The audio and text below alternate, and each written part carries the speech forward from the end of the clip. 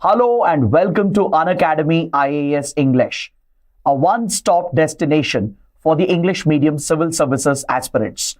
A very good morning and welcome to the daily Hindu news analysis. So let's begin today's discussion by first looking at the topics that we are going to discuss. From the Delhi edition of the Hindu, I have chosen 9 important articles. There are 5 articles relevant for both prelims and mains, and they require a comprehensive analysis. And 4 to 5 small articles which are important only for the prelims exam. So let's cover all these topics in complete detail so that you don't have to go back and read the newspaper again. I hope you guys are benefiting from our initiative. And if you are, please press the like button. Don't forget to share your comments and do subscribe to our channel. Now, before we start the discussion, we have a couple of important announcements. On the 10th of December, Unacademy is going to host a mega event, Unacademy Pratishta. This would be an online event where there would be a number of exciting opportunities for UPSC civil services aspirants. So do ensure that you watch this session live at 7 p.m. on the 10th of December on the Unacademy UPSC Unstoppables YouTube channel. So do subscribe to UPSC Unstoppables channel and the link for the session is provided in the video description. And also note, Unacademy has launched a 2-year and 3-year subscription plan for civil services aspirants. Those who are preparing for these attempts in 2026 and 2027, these batches would be the perfect match for your plans. Recently, the Ignite batch in English has started with polity classes from Sarmat sir. So if you wish to enroll for the program, these courses are available at the lowest ever prices. So again, the further details and the link is provided in the video description. So with this, let's get started by looking at the first important article from page number 10. This column is focused on the topic of caste census. Of late, there has been a lot of debate in the country amongst political parties and as well as in the civil society and even in the media that should there be a caste census in the country? Should we estimate the number of castes that we have and enumerate the country's population based on their different castes and subcastes? Now, why would such a caste census be important? The proponents, those who support the caste census, they are arguing that the country needs a caste census to identify the caste distribution in the country. And accordingly, we can provide for proportional representation. Accordingly, proportional distribution can be done of the wealth and resources in the country. So even with regard to government jobs and the reservation within government jobs, the caste census data could be useful to allocate the vacancies as per caste, thereby securing social justice in a caste-based society. So this is what the proponents argue. But however, the authors of the column, they completely disagree with this argument. They provide a counter argument to these proponents. And the authors of the column are pointing out that a caste census is inherently flawed. It is also regressive. It may not really secure social justice as it is being claimed by political parties and organizations. And such an exercise would only be inefficient. It would not secure social justice to the lower castes, and rather it might perpetuate the caste divide and it could keep the society divided for a prolonged period. This is the argument being made by the authors of the column. They disagree with the proponents. They say a caste census is ineffective. It is an inherently flawed exercise and a regressive step as far as governance is concerned. So let's evaluate this topic in great detail and let's dive a little deeper into this topic. The first caste census that was conducted in India dates back to the colonial period in late 19th century in 1871-72 was when the first ever caste census was carried out by the British government. The British, they always struggled to understand the caste hierarchies in the Hindu society in India. And as you know, the caste system, the Varna system, has always been the bane of the Hindu society as well. It has kept the society divided. It has added to social problems and tensions. It has led to oppression and discrimination against several castes. And this has been historical oppression against several communities. So as the British tried to understand the caste hierarchies, they wanted to bring out the caste data, thinking that it would help in their governance. So they carried out a caste census in 1871-72 under the decennial census itself. And it was conducted across 4 different provinces. In the northwest provinces, central provinces, and also in Bengal and Madras. But following this census exercise, the British realized that a caste census will be an inherently flawed exercise. In fact, the British officer who headed this exercise later wrote about his experience, and he pointed out that the data collected was inaccurate. It was not efficient to be used by the government, and it essentially showed the confusion of the British authorities to understand the caste hierarchies in India. Because the caste system is a very complex system in the country. There are not only numerous castes across the country, but there are several sub-castes as well. And from region to region, the identification with a certain community changes. And in certain regions, a caste or a community might be seen as an upper community or upper class. And the same community with the same name might be seen as a lower caste in a different region. So given these complexities in our social structure, the British, they were of the opinion that in the future, we hope that no caste census is ever done, because in the end, it is ineffective, it is flawed, and pretty much useless for the government. This was the opinion of the British authorities who led the census in 1871-72. For example, if you look at the census data from northwest provinces, they had categorized the communities into the standard castes, such as Brahmins, Rajputs, Baniyas, etc. But this would change completely in central provinces, where occupation-based communities were found. And this was seen even in Madras and Bengal as well. So it was a confused caste system. And the British always struggled to understand this. And they could never really capture the true data, the true essence of the caste society in the country. The next time the caste census was carried out was in 1931, which identified more than 4,000 castes. 4,147 different castes were identified in the country during the caste census of 1931. Now, this data again was so complicated that eventually it did not serve any end purpose. It wouldn't really enable governance or policy making. So this in itself provides some justification, at least, to the authors of the column to disagree with the proponents of caste census.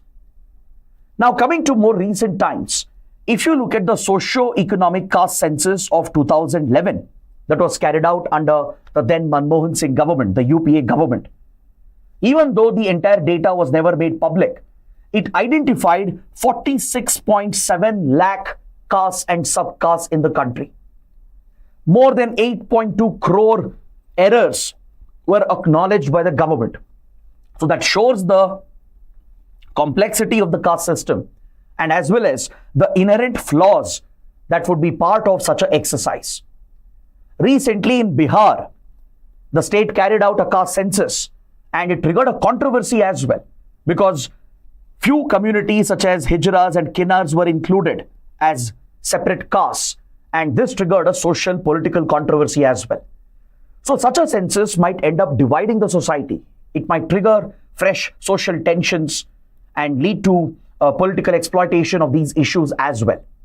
Because as you all know, caste has been a primary electoral issue for our political parties. Most elections are fought and won or lost on the basis of caste. Most political parties have turned caste into a vote bank by pandering to certain communities and by delivering all government benefits from reservation to subsidies to certain communities, they have created vote banks of their own through which they manage to win elections after elections. So this has deeply ingrained the caste system. So instead of bringing about reforms in the society and ensuring that we have an egalitarian society where everyone is considered as equal, the very proposition of using caste as a basis for governance has ended up propagating the divisions, and it has made them deep-rooted in the society. The authors also point out the practical constraints in conducting a caste census, and personally I found this to be very interesting. They are identifying the unique challenges that can be seen at the ground level. Now let's imagine hypothetically the government starts a caste census, all India caste census, and enumerators are asked to collect the caste data. So in such an exercise, what kind of problems and challenges can be anticipated? Right? That is something that the article is trying to shed some light upon. The writers point out that such data collected can never be accurate because the respondents who are supposed to give honest answers, they may never answer honestly because caste is a sensitive issue. There are several communities who will try to move upwards just because of the prestige, the so-called prestige associated with certain castes. Since people of lower classes, they know that few castes are treated as upper castes, when enumerators come and ask the question, to which caste do you belong or what is your subcaste, they may not answer correctly. This was seen in previous editions of caste census. For example, in 1931, those who reported themselves as Kshatriyas and Rajputs in 1921, just one decade later, they realized that some of them who were seen as part of the upper class or the upper caste, they were being treated differently in the society. So they started misreporting their caste. They started claiming that they are Brahmins, Vaishyas, etc. So this highlights the inherent urge of some sections in the lower castes to seek upward mobility and at least falsely report that they belong to an upward community. And the opposite can also be seen. Downward claims in order to get the benefit of reservation. Now, once you conduct a caste exercise and provide reservation and other government benefits on the basis of this, those who are in the so-called upper sections of the caste hierarchy, they might deliberately downgrade themselves. They might claim that they are OBCs, SCs, etc., so that they can enjoy the benefits of reservation and other government privileges that come with this designation.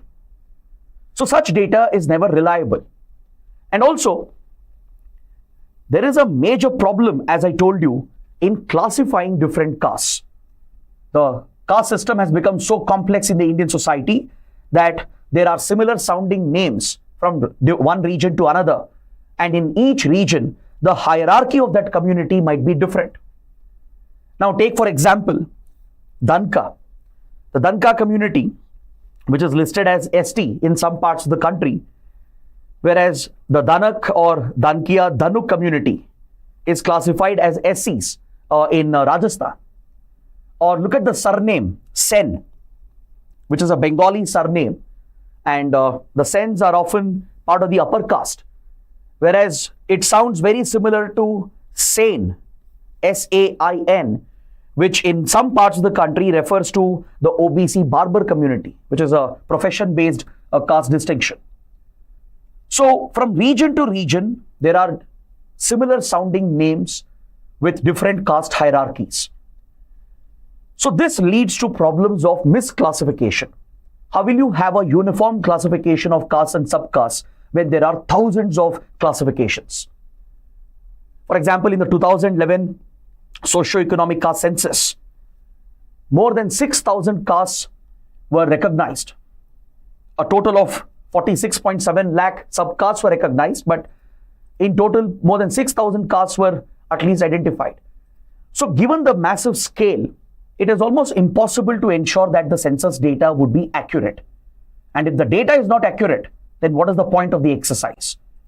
Because if the proponents are arguing that we can provide better reservation, better government benefits and distribution of wealth based on caste data, And if the data itself is flawed, then how will the distribution and the benefits be fair?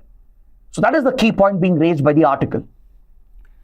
So now the proponents are saying that if a caste census is done, then if you look at reservation in government jobs, they claim that proportional representation can be provided depending on the share of each community in the population of the country.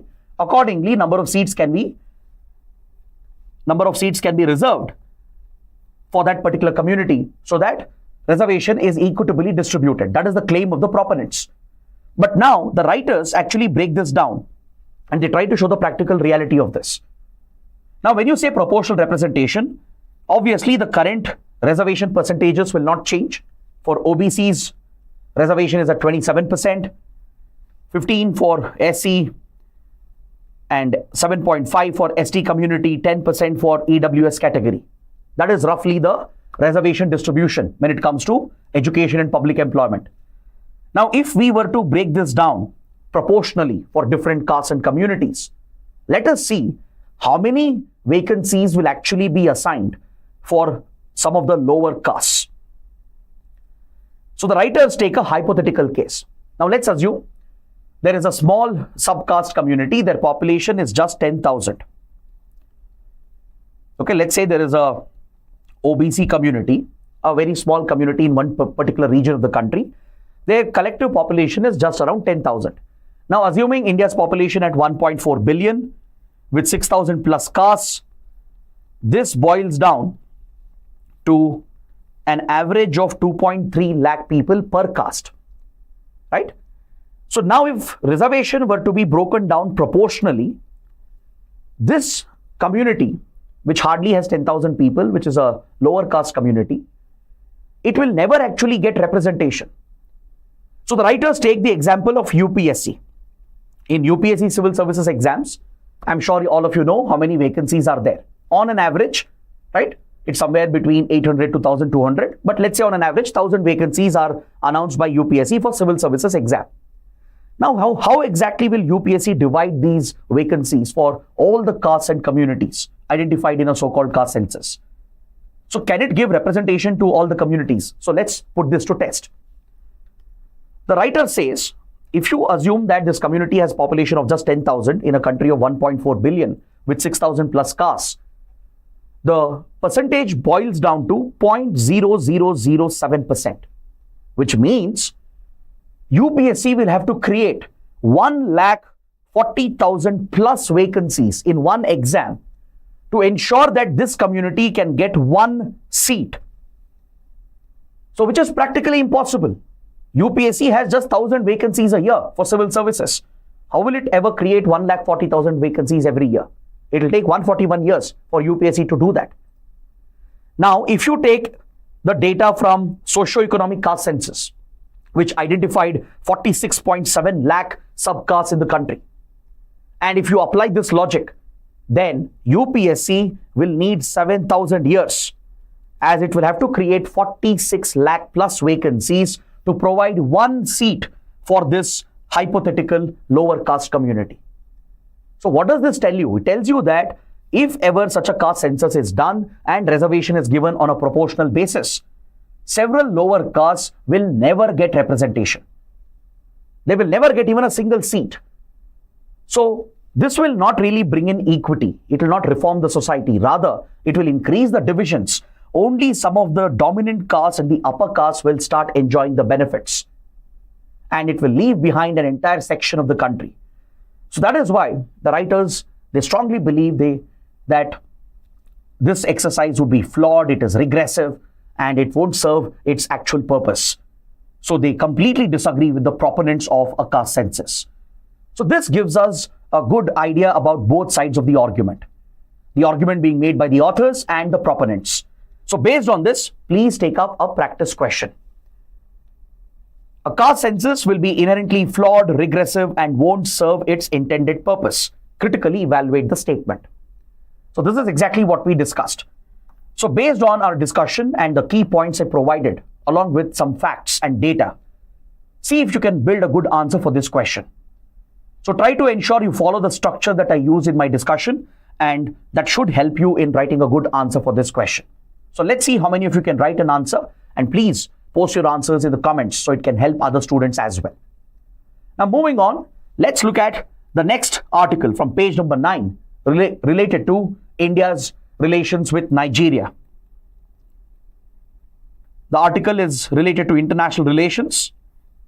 It's focused on India's diplomatic priorities in West Africa, which happens to be a critical region where India has major stakes and interests.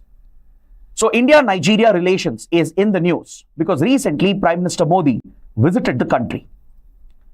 It was a historic visit, and we had even discussed this topic once in one of the previous sessions. So today, let's take a look again at India-Nigeria relations, because the writer is providing a comparison between the influences of India and China in Nigeria. As you know, Africa is a continent blessed with resources, from key minerals to land to forest and human resources. So all global powers are rushing to Africa to exert their influence, to secure their hold over key resources which can power their future economic growth. From United States to China to Europe, they're all in a rush, in a geopolitical race, and so is India. So if you look at the India-China geopolitical competition in Africa, it is quite evident. China has already made rapid advances across all the regions of Africa, from eastern, southern to northern to central to western Africa. China has established a very strong footprint through its multi-billion-dollar investments, mega infrastructure projects under the Belt and Road Initiative. And it has already emerged as a critical trading partner of most of the African countries. So in this context, let's see where India stands. What is the kind of engagement that we have with a country like Nigeria, which is a critical African country, and how does India compare with China? So let's carry out this analysis. So Prime Minister Modi was very well received by the Nigerian president. In fact, in diplomacy, symbolism holds a lot of value. The symbolic gestures that are sent out by leaders is closely watched, because that shows the priority that a country is giving to the relations with another country. So when PM Modi landed in Nigeria, the Nigerian president personally received PM Modi at the airport. So that in itself is a sign of Nigeria assigning a high priority to its relations with India. And also PM Modi was awarded the second highest civilian honor by the Nigerian government, which until now has been given to only one foreign dignitary, that is Queen Elizabeth II. So after that, it's only PM Modi who has received this award from Nigeria, which shows the rising profile of India in Africa, the importance that Nigeria attaches with India, and also the role played by Prime Minister Modi in pushing India's image abroad. Now, Nigeria is a critical country, especially in West Africa, because it is one of the largest economies in Africa. It's a fast-growing economy with a large population, and more importantly, it's one of the stable democracies in Africa, which is quite rare, especially in West Africa. Because if you know anything about West Africa, you would know that most West African countries are going through civil wars, or they are under military rule, or they are affected by conflict. So Nigeria stands out as an exception. By and large, it is a stable democracy. It is one of the largest economies with a strong manufacturing base, and it is blessed with precious resources, including oil, lithium, and other critical resources. So no wonder Nigeria is crucial for India and even for China. So India has already stepped up its presence in Nigeria. There are at least 200 Indian companies which are already operating in the country. Close to $27 billion worth of investments have been made by these countries, and Indian companies have even created jobs for local Nigerians. And since Nigeria's independence, India has always played a big role as far as the development of Nigeria is concerned. Post-independence, when Nigeria was struggling with its education and healthcare, it was primarily teachers and doctors from India who helped Nigeria in its education and healthcare sector. Even today, Indian teachers and doctors and professors are widely regarded and respected in the country. The Indian diaspora is quite strong in Nigeria. We have a 60,000 strong Indian community forming a close cultural link. So India has every possible leverage in Nigeria. India has announced development assistance as well in the form of concessional loans amounting to $100 million. India is involved in capacity building and training programs to train the civil servants and diplomats and police and military officers of Nigeria. So during this visit, both the leaders identified the key areas of cooperation, and the most important area identified was defense and security cooperation. Because Nigeria deals with a major security threat from a terrorist outfit known as Boko Haram that operates in the region. So counter-terrorism is a common priority for India and Nigeria, because Boko Haram is aligned with Al-Qaeda previously, and now it has shifted allegiance towards Islamic State. And these global terror outfits are a threat for India as well. So counter-terrorism and even cooperation with regard to anti-piracy and tackling organized crime such as drug trafficking has been identified as a top priority by both India and Nigeria. Because in the Gulf of Guinea, Nigeria faces all these threats. Nigeria opens towards the Atlantic Ocean through the Gulf of Guinea, where Nigeria has few strategic ports located. So here, piracy is a concern, organized crime, especially drugs and arms trafficking, is a concern. And this is where India can play a critical role. Indian armed forces and intelligence agencies and law enforcement agencies can work with Nigerian authorities to tackle the common threat. In fact, Nigeria is looking at India as a key weapons supplier. India has already emerged as a major weapons supplier to several countries, especially in Africa. In fact, Egypt, then Algeria, even Morocco, and also in Eastern Africa, Tanzania and Mozambique. All these African countries are looking at India as a supplier of weapons, and they have signed defense contracts with India. So India is emerging as a key defense exporter to these African countries. So Nigeria also has expressed that interest. So this aligns with India's strategic approach to not only establish a strong economic presence in the region, but also a strong military presence and a diplomatic presence, which could help us counter the rising Chinese influence. So this is how India has progressed in its relations with Nigeria and by extension across West Africa. Now let's put this into comparison with China's presence and influence.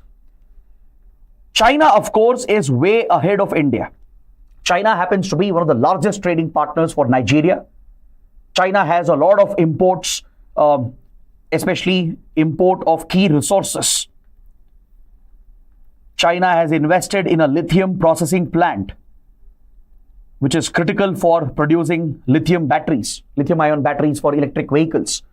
And Nigeria is a key country to source lithium. And China has established a multi-billion-dollar lithium processing plant. It has invested in cement plants. It has provided billions of dollars in funding for critical infrastructure projects.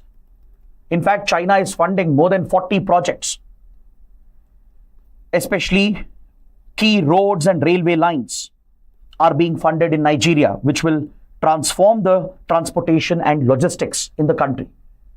China has recently funded the expansion of 4 critical airports in Nigeria. And more importantly, it is China which funded the construction of a strategic seaport, the Lekki Deep Sea Port, which opens towards the Gulf of Guinea. Now, can you guys identify the Lekki Deep Sea Port of Nigeria on a map? Because this can be very important. Given its strategic location and its importance for Nigerian economy, UPSC might ask you a map-based question. So please identify the location of the Lekki Deep Sea Port, which was recently built with Chinese funding, with Chinese assistance. So across all critical infrastructure sectors, from road to rail to airport to seaport, China is present everywhere in Nigeria.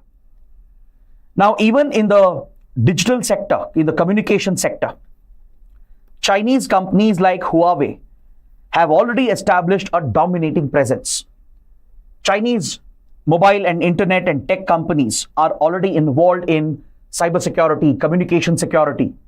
In fact, Huawei has even set up electronic surveillance system on the land borders of Nigeria. So it is already involved in key sectors. Most of the mobile internet infrastructure, right? It's built by Chinese companies like Huawei. And Huawei has even trained Nigerian officials in the field of cybersecurity. So China has a dominating presence in the country without a doubt. But the writers believe that India can definitely compete with Chinese influence. We may not be able to match China's level of investments or its diplomatic and military reach, but definitely India has its own uniqueness. Because India always builds mutually beneficial partnerships, unlike the one-sided relationship of China. China is often accused of building a transactional relationship where it only invests money, pushes countries into a debt trap, and draws the benefits from the relationship, while the receiving country often falls into a debt burden.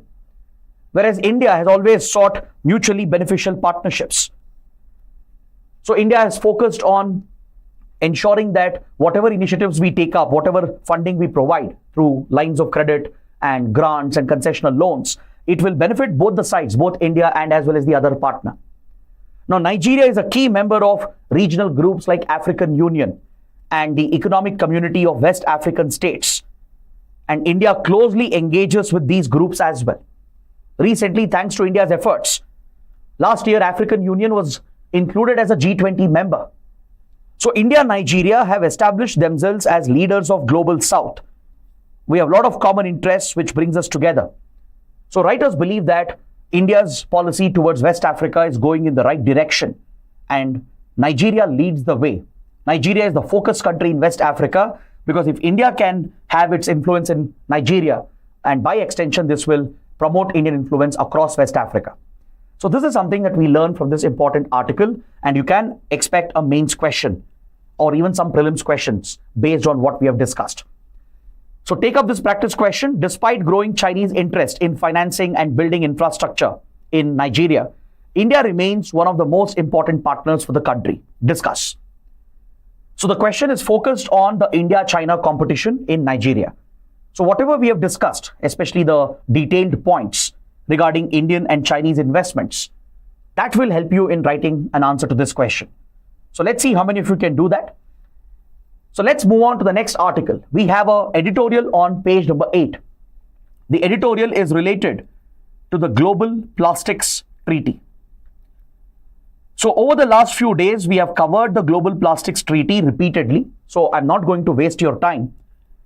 I will just provide a quick summary of what the editorial is talking about.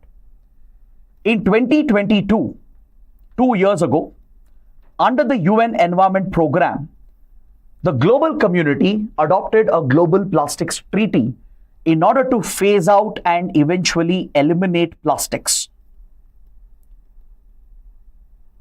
So under the Global Plastics Treaty, 5 summits have been held through the INC, the Intergovernmental Negotiations Committee.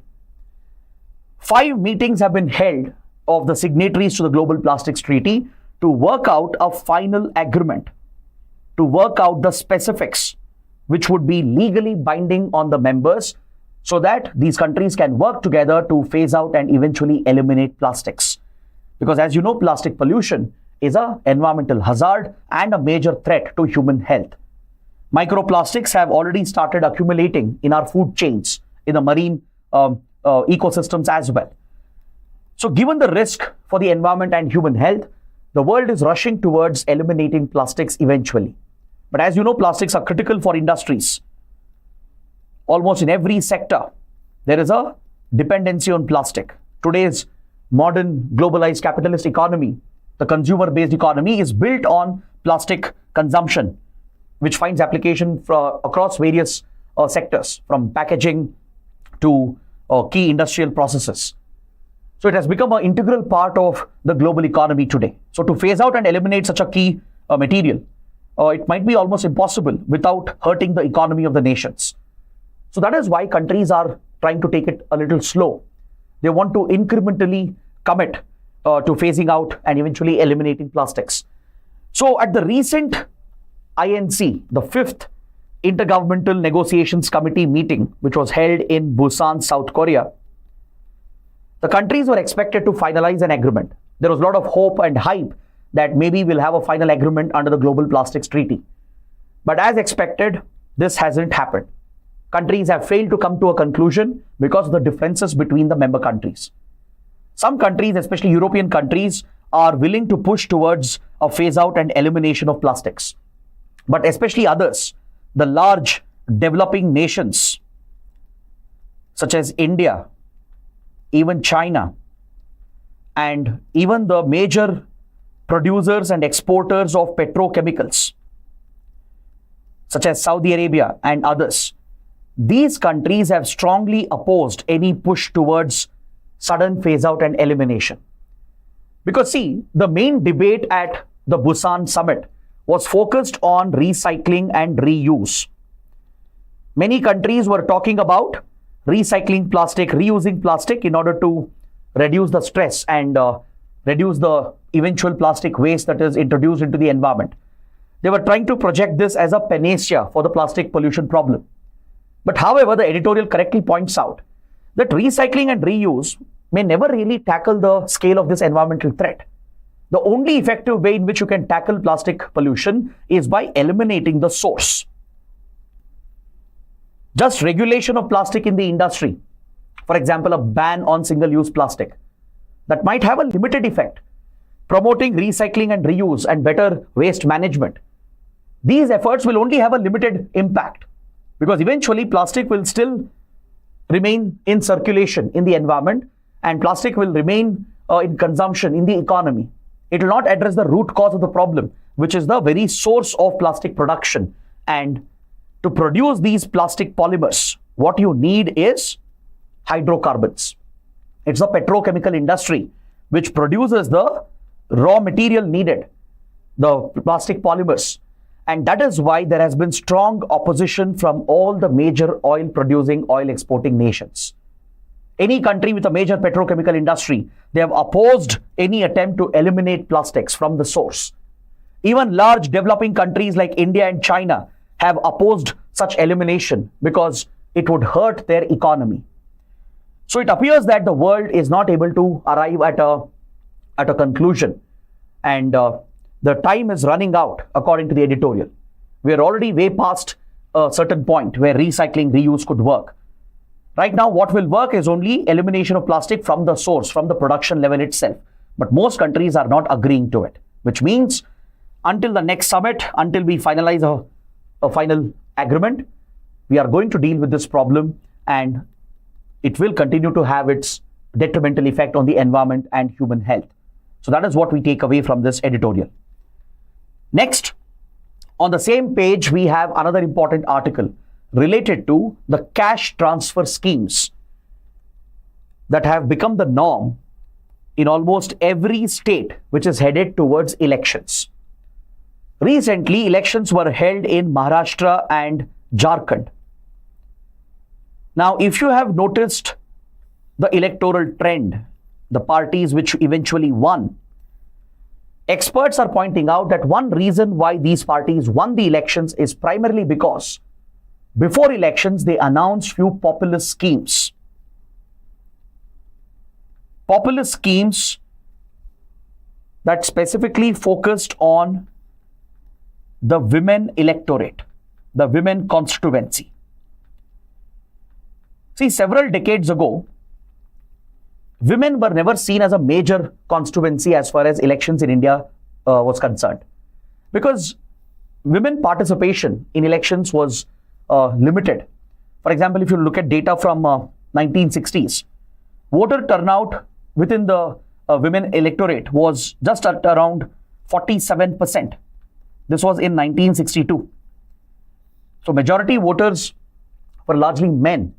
So political parties would design their campaigns and their poll promises to impress the male voters in order to turn them into a vote bank. Or they would raise issues related to caste, religion, etc. to garner votes.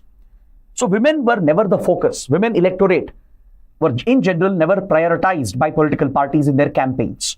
But of late, a new trend has emerged. Not just in Maharashtra and Jharkhand, in other states like Madhya Pradesh, Karnataka, recent elections have been won by the incumbent governments on the basis of populist schemes that were announced right before elections, which were designed to impress and please the women electorate. Because women participation in elections, their voter turnout has increased significantly. Latest data from 2024 from the recent general elections shows that 66% of women are casting their vote, thus making women a major vote bank for political parties. So women's political participation has gone up.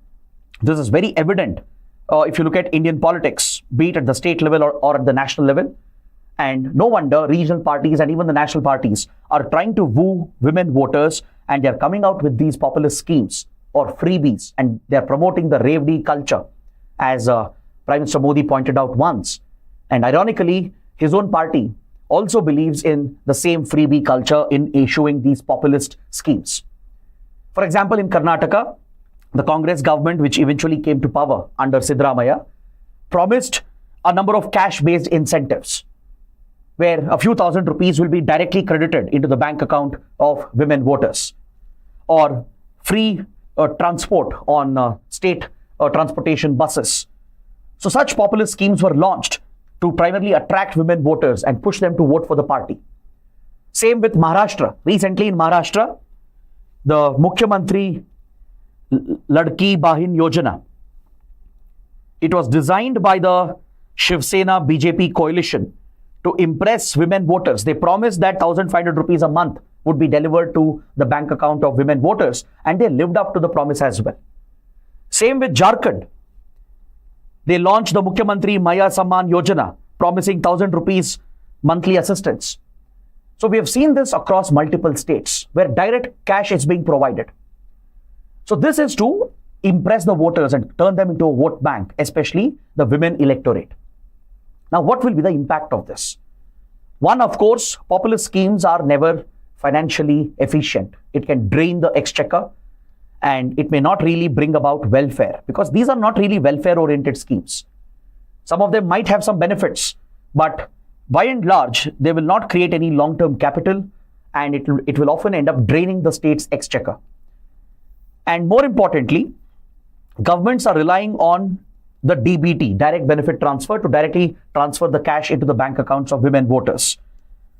So governments are relying on DBT because they primarily believe that it is foolproof, that it helps in preventing the leakages and the frauds and the diversion of funds which might happen. But under DBT as well, there are several shortcomings.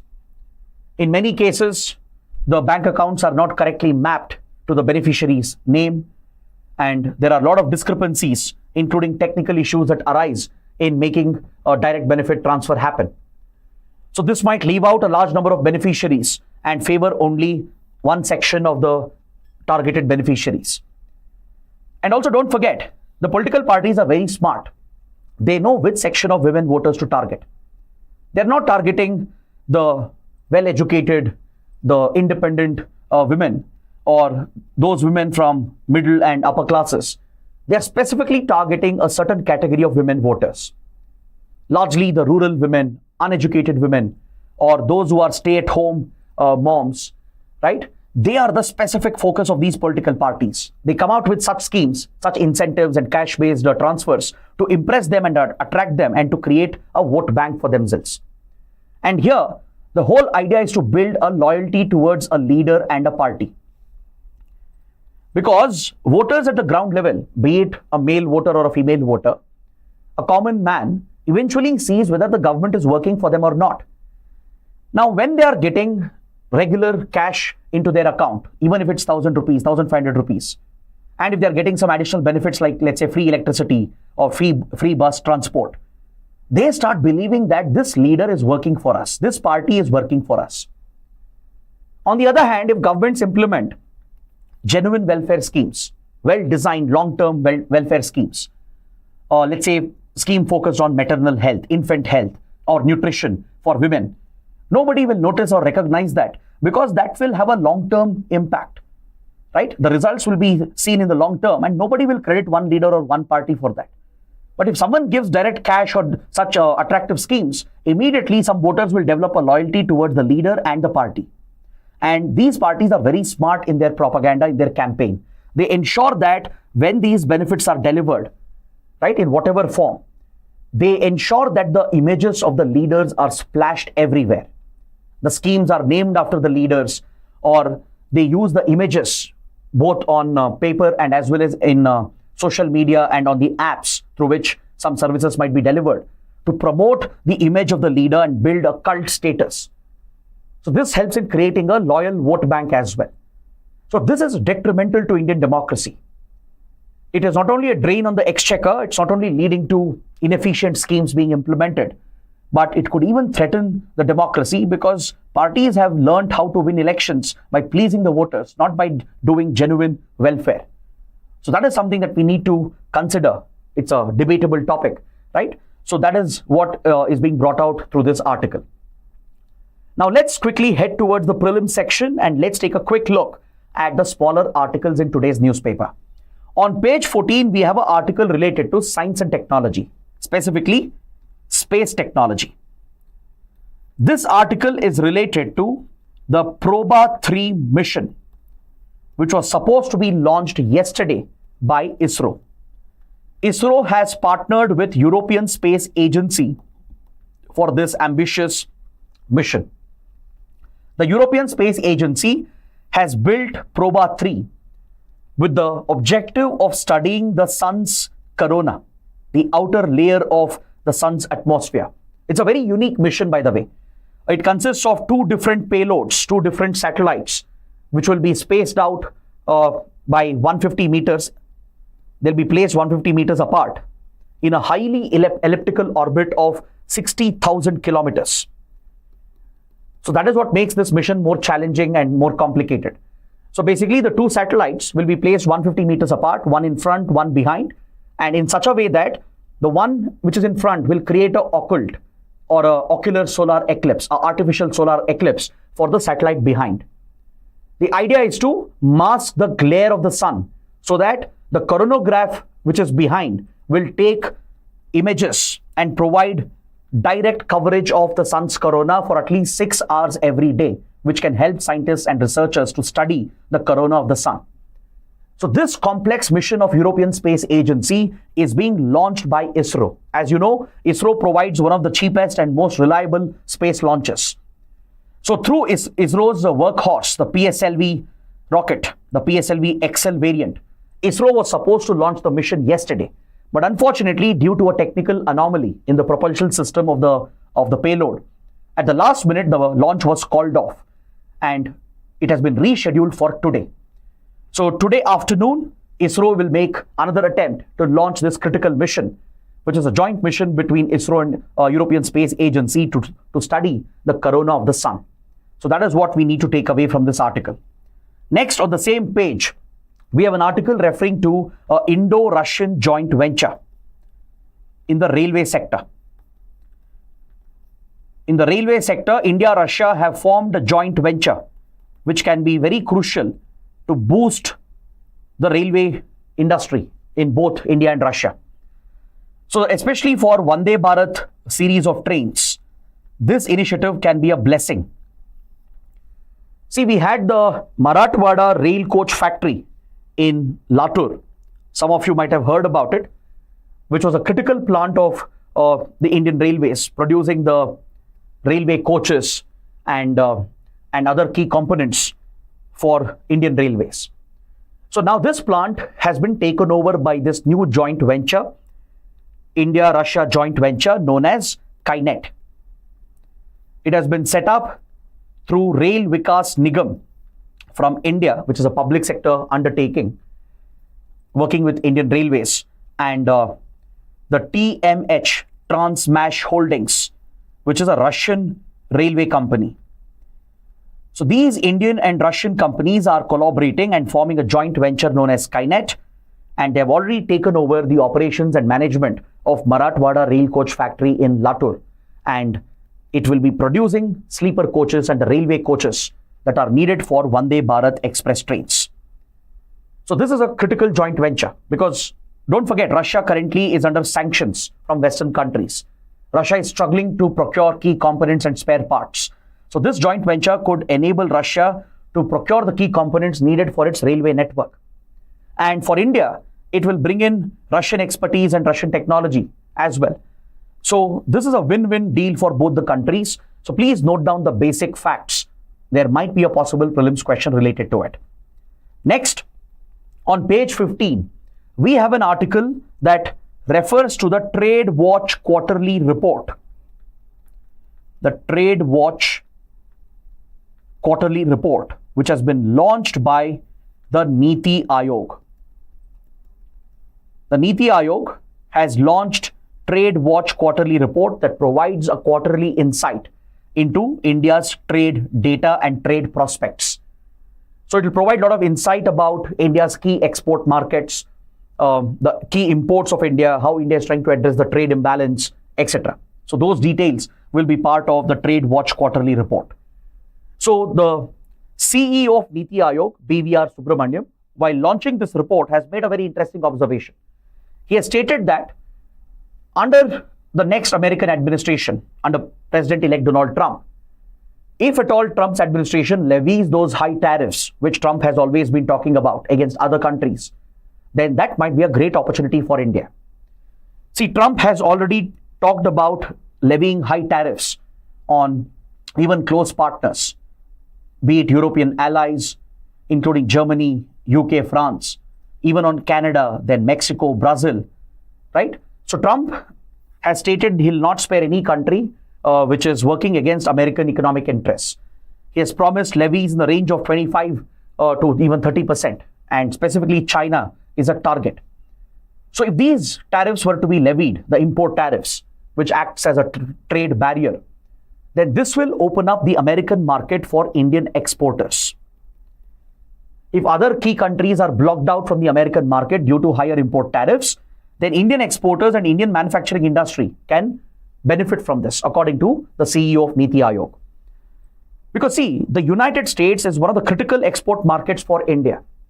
The same report, Trade Watch Quarterly Report, points out that out of India's total exports, 21% of it is headed towards North America.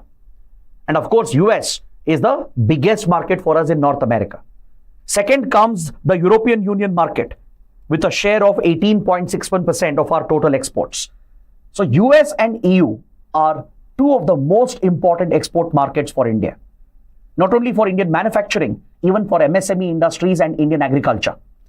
So Niti Aayog CEO's opinion is that even if Trump levies these tariffs and creates those trade barriers for other countries, it will be good for India because we can further capitalize on the American market, right? But however, he forgets to mention the other point where Trump has recently threatened India as well with 100% tariffs, right? He has threatened the BRICS countries that if they push de-dollarization, if they try to adopt an alternate currency and reduce their dependency on US dollar, then Trump is going to target the BRICS countries with almost 100% tariffs, which will hit India as well.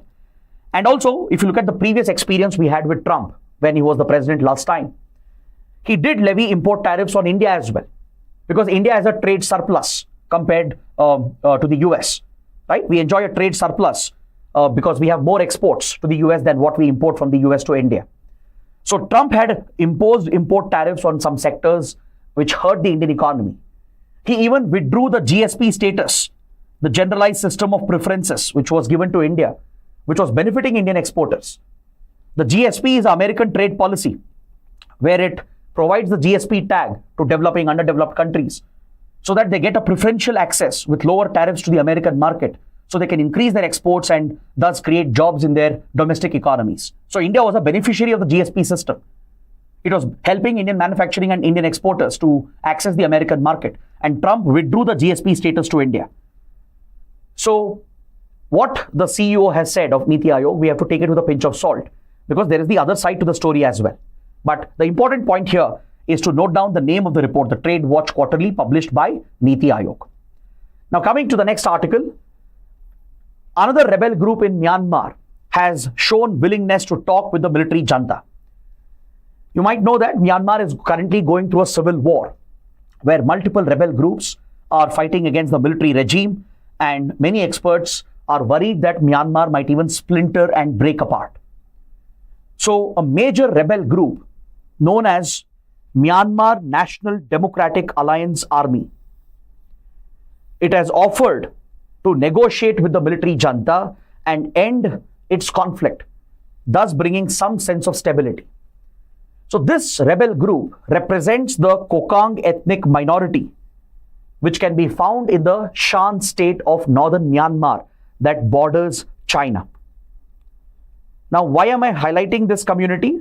That's because UPSC is known to ask prelims questions based on such ethnic minority groups present in different countries which are in the news. The Kokang, they are an ethnic minority in Myanmar found in the Shan state in the northern parts of Myanmar, closer to the Chinese border. The Kokangs have always been at war with Myanmar's military regime since decades, and now they have offered to end this conflict and they have shown willingness to talk to the military junta. So that's why it's an important development. So please note down these basic facts. Coming to the last article, Nepal's Prime Minister KP Sharma Oli has been on a visit to China. KP Oli has often been seen as a pro-China leader and an anti-India leader, because during the previous terms of KP Oli, be it in 2016 or 2020, this Nepali leader had created multiple issues for India. He not only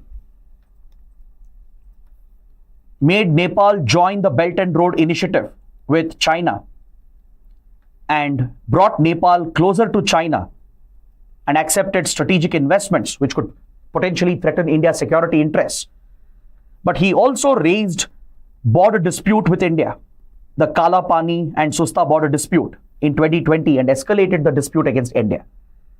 So the term of KP Oli has often been problematic for Indian interests, given his pro-China and anti-India approach. Now recently, KP Oli has come back to power, is again the Prime Minister, as a new coalition government has taken shape in Nepal. So KP Oli has chosen China as the first country to visit after becoming the new Prime Minister of Nepal.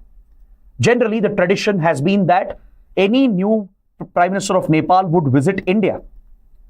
In fact, most of our neighbors would do that, from Bangladesh to Sri Lanka to Maldives, even Bhutan.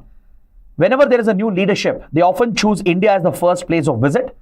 But this time, KP Oli has decided to go to China because India also didn't extend an invite given the bitter experience that we had in the past. So KP Oli has not only favored China again, but during this visit, several key agreements have been signed. Just the other day, Nepal and China have signed a 9-point agreement. They have signed key agreements in energy, trade, and transport. China will be investing even more in road and railway projects and power projects in Nepal, which could threaten India's interest and influence. China has offered fresh grant and loans, which further places Nepal under a debt burden of China. In fact, there are few Chinese-funded projects which have already failed commercially, such as the Pokhara International Airport, which has been a business failure. So Nepal is already struggling to repay those loans, and yet KP Oli is now taking fresh loans from China, amounting to almost $300 million. China has even given a grant of $20 million as well. And China is even stepping up its cultural influence, from promoting Mandarin language in Nepalese schools to taking up renovation of Buddhist temples of historical significance. So this is how China has been countering Indian influence and getting closer to Nepal day by day. And now it has been announced that Nepal and China have signed one of the first agreements under the Belt and Road Initiative. Nepal has already joined the BRI. It has already shown willingness to be part of China's mega infrastructure project. Now they have signed their first ever agreement under the BRI. So through this, China will further extend its road and railway connectivity into Nepal.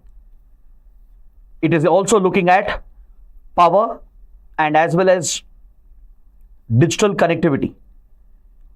So this would allow China to dominate all these key sectors, which poses a potential security threat as well for India. So that is something we need to note down. So this completes my discussion for today. Now, to get the PDF of this particular session, do join my Telegram channel by scanning the QR code, and also join our official Telegram channel of Unacademy IAS English. The link is provided in the video description, because after the session, we'll conduct a daily quiz. We'll provide you practice MCQs on these topics so you can revise these articles and prepare for the upcoming prelims exam. So I hope it's been an interesting and a detailed session. I hope you have understood everything. And if you have liked it, do let me know through your comments. Don't forget to press the like button and do subscribe to our channel. That is it. Thanks for watching. See you tomorrow.